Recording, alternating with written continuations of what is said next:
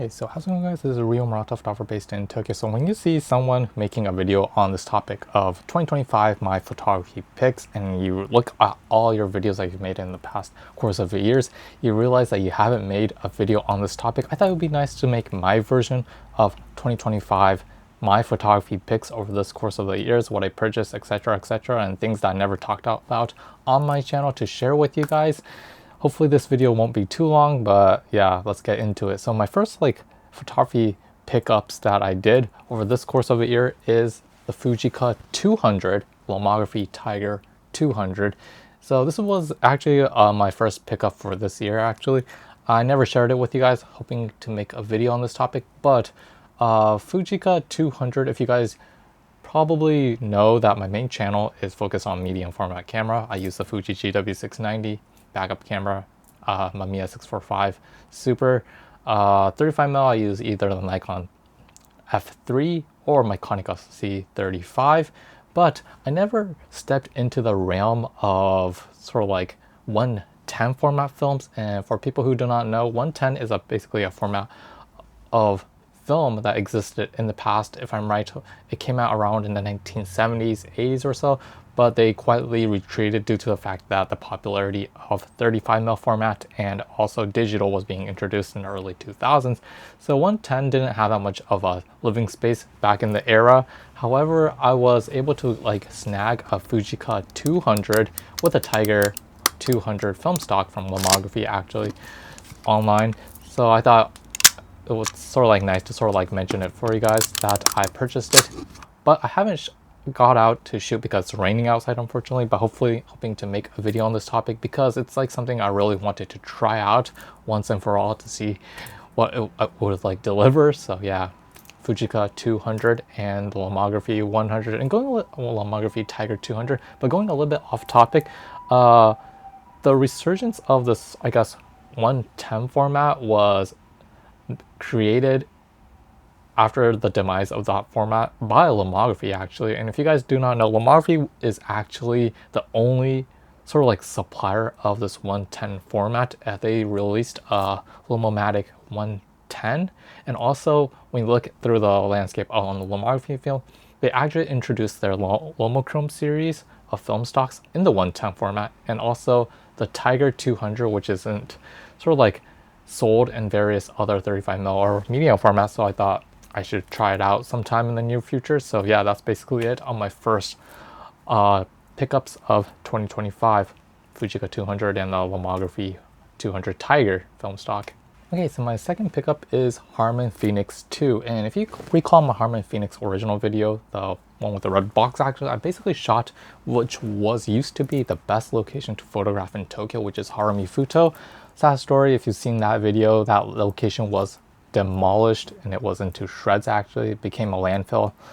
And I basically shot that area with Harman Pheonix, the original, because it kind of matched that aftermath of civilization kind of theme.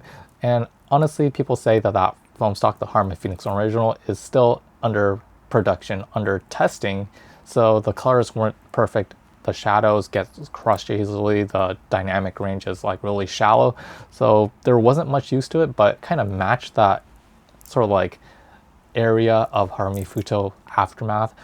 But up until recently, Harman released the Phoenix II, and Harman is located in UK, England, if I'm right, which means that film that are produced from Harman gets sort of dispatched towards the European region, then in the North America, then last but not least is Japan. And recently, more and more location in Japan, especially Yodobashi Camera, Kitamura, and I think Nissin Camera also had it, and Lemon Sha actually had it too, started to sell the Harman Phoenix Mark II version, especially in the 120 format. So I basically snagged it. I haven't shot with it, but it's in my safely locked up in my fridge right now. So it's one of my pickups of 2025, hoping to shoot that. I haven't decided particularly where to shoot Harman Phoenix 200 Mark II yet, but hoping to shoot it sometime in the near future. But that's actually my second pickup for 2025.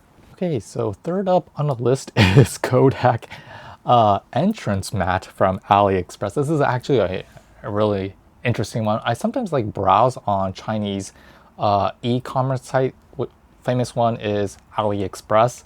I guess if you live in North America, you have Temu, Shine. Shine is for fashion. Temu is for, I guess, interiors, I guess, lifestyle kind of real estate stuff.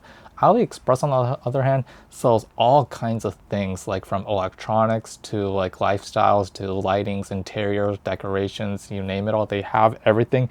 Knockoffs, majority of them are knockoffs.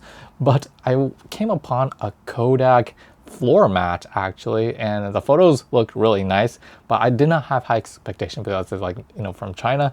But looking at the price, I snagged a Kodak's floor mat, 40 centimeters by 60 centimeters, sort of like an entrance mat. And because I live in a small apartment or a room, I thought I'd just see for my eyes what this product would be like and share it with you guys. And honestly, I did not have high expectations, and my expectations were correct. The mat itself is like super thin, unfortunately, and does not have an anti-slip, you know, mechanism, or like what you call floor on the other side. So if you like, you can easily slip and slide on it. So you had to purchase sort of like an additional like anti-slip mat to place the Kodak sort of like a mat on top to prevent it from slipping. But I was like really happy to see it arrive on my door, and the color is completely different from the online site. The online, every e-commerce site, the online picture looks better than the actual product. And no offense, this product is exactly that. The coloring, it's hard to say across the screen that in the footage that I shot for you guys, but it looks really desaturated compared to the original like photos that's on AliExpress. But I thought it'd be nice to sort of like mention on it on my channel, because it comes in various types of designs and also sizes. I purchased the smallest one, which was 40 by 60 centimeters. However, they have 50 by 80 centimeters, 60 by 90 centimeters, 80 by 120 centimeters, 1.2 meters, and also 80 by 160 centimeters. So you could, in a way, put this in a bedroom, like as a floor mat maybe. But I thought it would be nice to sort of like mention it on my channel because it cost only $4. So yeah, as a knockoff, I wish Kodak made some kind of like authentic like products, interior products. I mean, that would make the, you know, film community arise and like support their brand. But I was able to snag this from China. But yeah, that's actually my third photography picks of 2025. Number 4 is an Ektar 10 box, which is in the background right here.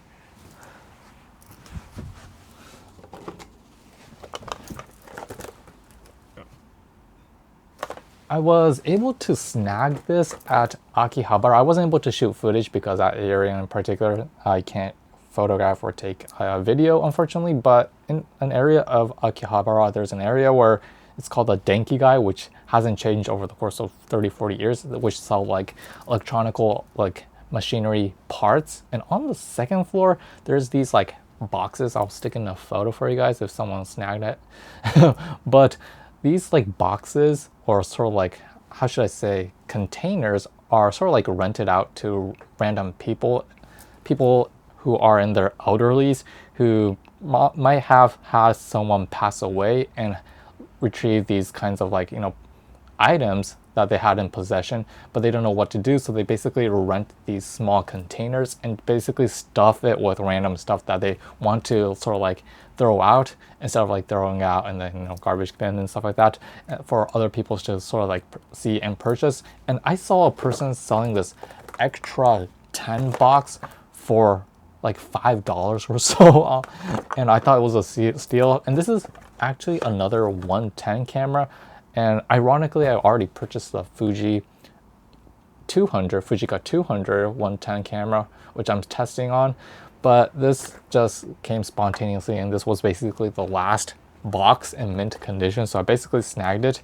I can't say much about the 110 format because I don't have any background stories. However, I did a little bit of research, but the 110 from the Kodak Ektar 10, this one specifically might have been an original made for the Japanese sort of like community. In North America, they, if I'm right, they sold something under the name of Ektar 10 Lite. I don't know if it's correct, but like, correct me if I'm wrong in the sort of like the comment section below. But I was able to snag this for $5 at Akihabara.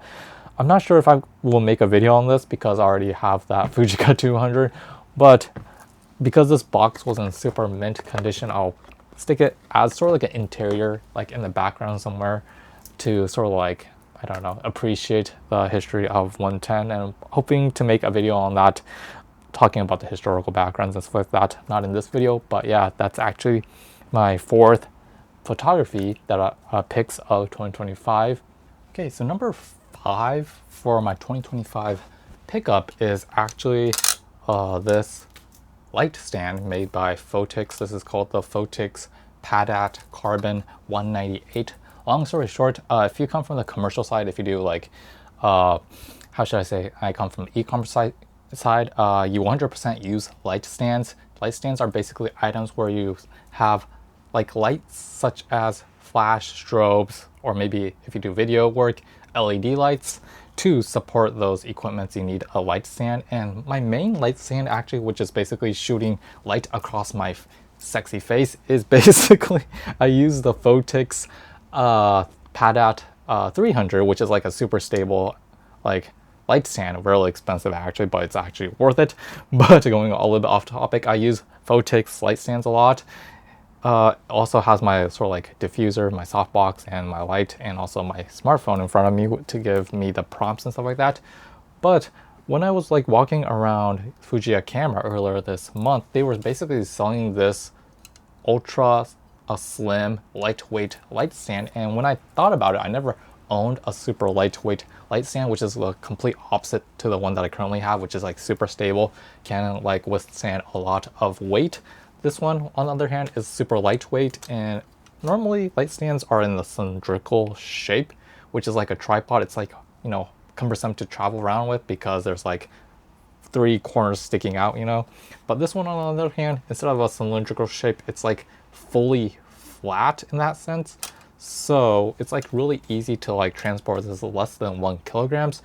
And this one, on the other hand, you cannot put like heavy equipments on top, such as lights or flash or strobes, but it is lightweight, so you can put like smaller items such as like LED lights, and I guess like you can put a super clamp right here. Commercial users use it to like sort of like add like reflection cards and stuff like that. So I basically snagged this, which was 11,800 yen, so that's like 80 bucks or so. However, like these stands are categorized as the nano stand from Manfrotto, which is like a really reputable brand, unfortunately. But this is actually much better in the sense because Manfrotto's doesn't go down to this like size in terms of thinness. And also this one, on the other hand, the legs like spread out like a tripod on the opposite direction, so you can basically adjust the height depending on the spread of the legs. And once you have it clamped down, you can basically, similar to a monopod, you can basically like increase the heights like a monopod. So yeah, that's really nice in my opinion. And I guess for demonstration purposes, I have a light, so I can basically put an LED light like here. And this has a sort of like a 1/4 thread, so you can put a camera on here, but you can't. I won't suggest doing that, but you can do that. But yeah, that's basically, you can actually put a light source here, and I can basically, you know, shine myself if I want, you know. So yeah, that's one way of using it, light stands. Or you can put like a softbox, small softbox on here, and if you're doing portraits or if you're like shooting like product photography, light stands are a must. So yeah, that's actually one. But unfortunately, the price is like really expensive. So for people who are starting out, this isn't the best light stand to start out with. The better alternative would 100% be the Manfrotto's 1051 BAC. I'll stick in a link because that one is much more cheaper, and also it can withstand much more weight. But yeah, the Fotix Padat Carbon 198 was for my sort of like top for my pickup of 2025.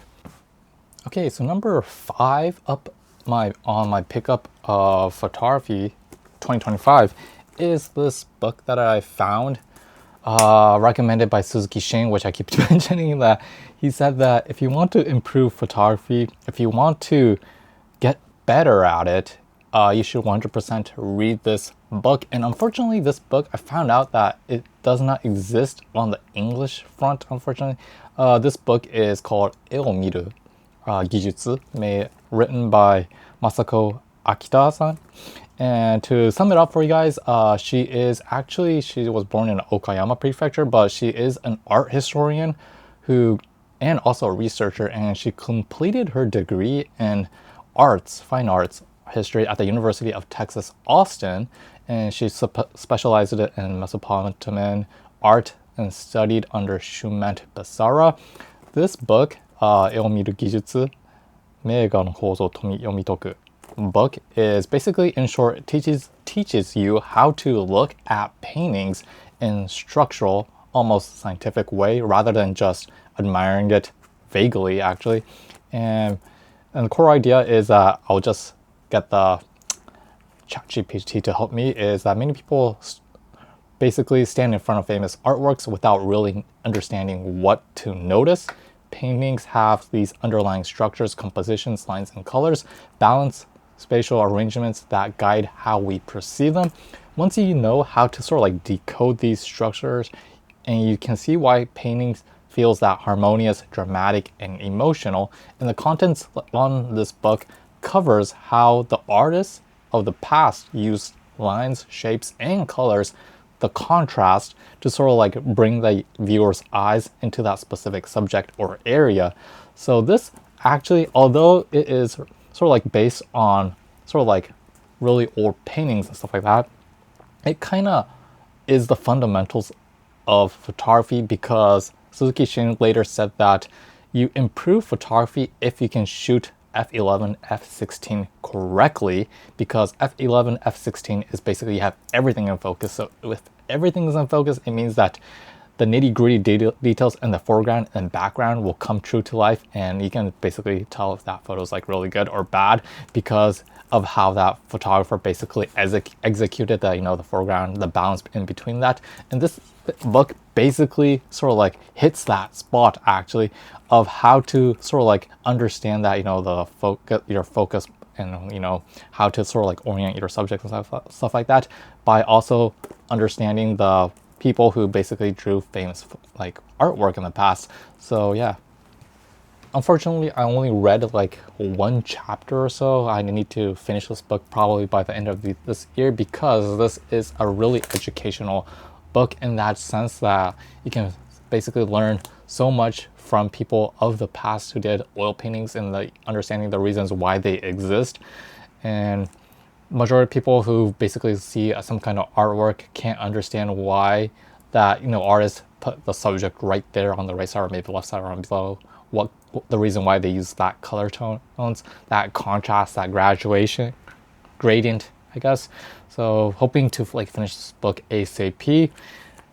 But yeah, I wish there was an English version of this, because if it was in Japanese, this is taking me forever to read. But yeah, this is actually my pickup for 2025. Hey, that's basically it on my pickup of my photography related stuff as of 2025. Not too much. Hopefully this video is not too long, but made some kind of effort in this video. But yeah, hope you guys enjoy this video. If you have any questions, or I'm really curious about you guys, like what kind of things did you purchase this year related to photography that probably helped you move forward in your life? I would love to hear in the comment section below. Just write anything that spoke out over the course of years. Like, it could be film stocks, it could be equipments, it could be cameras. Love to hear from you guys. And yeah, hope you guys enjoyed this video. And yeah, we'll see you next time. Peace out.